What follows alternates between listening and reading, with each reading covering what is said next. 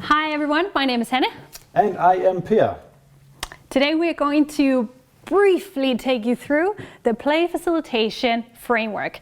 And I think you notice up here there's this cute little guy and he's got mindset swirling above his head. Per, what's this mindset about?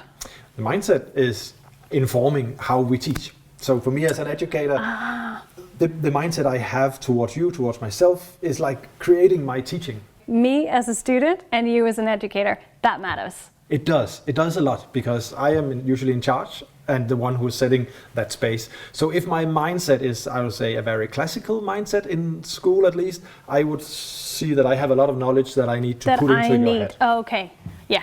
And in Learning Through Play, we take that mindset a little differently. I think the main points are that you recognize kids as capable and as curious people, and then you acknowledge that you're learning together, adults and children.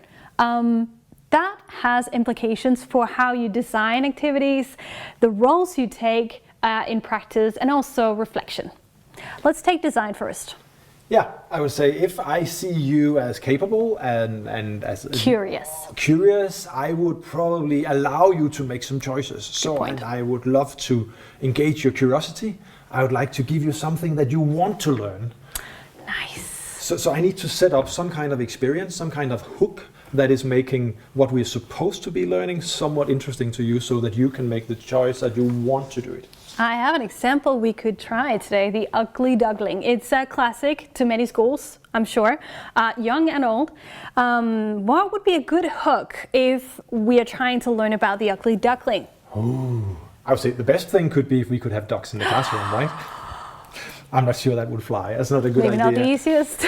We could also have a situation where maybe some of the story is read out, some is maybe acted out. Maybe we're engaging some of the kids in like spontaneously, let's come up now, you are the ducklings, let's try out different scenes. That's a good point. If you want to keep it simple, you might just do the reading out loud, but you know, with funny voices, and you might even create a bit of an atmosphere in the classroom. But point is, you engage and make it more meaningful to the kids and give them a chance to connect to the topic or the story in this instance.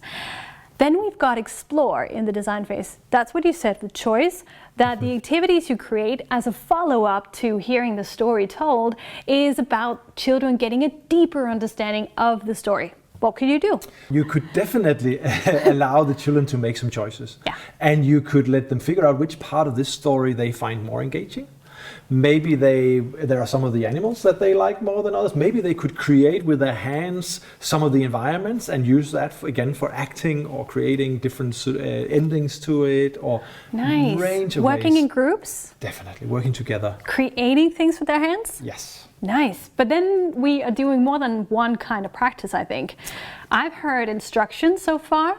I have heard group work. I have heard more guided and free play. That would mean that in practice, you would need to change your role as an educator. Very much. Very, very much. I would say it's more simple when I'm just by the blackboard, kind of informing you. Now I'm down here with you, so I need to move between those roles a lot. And depending on what I need as a kid. It's so exciting as a teacher, I can tell you, because you learn so much yourself. That brings us to reflection. And often in education settings, we can get into the frame of mind that success is when kids do what we ask them to, when they finish the activity or they get the result we were looking for. It's a little different for Learning Through Play because here success is that children are engaged and that they get a deeper understanding. And those are your guiding stars as a facilitator. So imagine kids engaging in you telling them a story and then creating characters from the story and trying to get a deeper sense. You should look for whether they're engaged or not and then step in if they need support and step back if they are rolling with it. Equally, you can listen to their conversations or even join them in their activity to figure out if they're gaining that understanding. So that's also how your practice and reflection goes together. And what you just talked about again require a position of me of being an observer. Yes. Where I actually carefully stepping out and it's observing the children and it's figuring out what is like my next move, or where sometimes my move is to have no move, to just back out. So that's totally That's how we want to go about, I would say, talking about this play facilitation framework of how your mindset is informing your design, practice, and reflection. This is, of course, just a very brief taster. We have much more material on our website. You can also follow us on social media, check out the reports, look at what our partners do, and get inspired.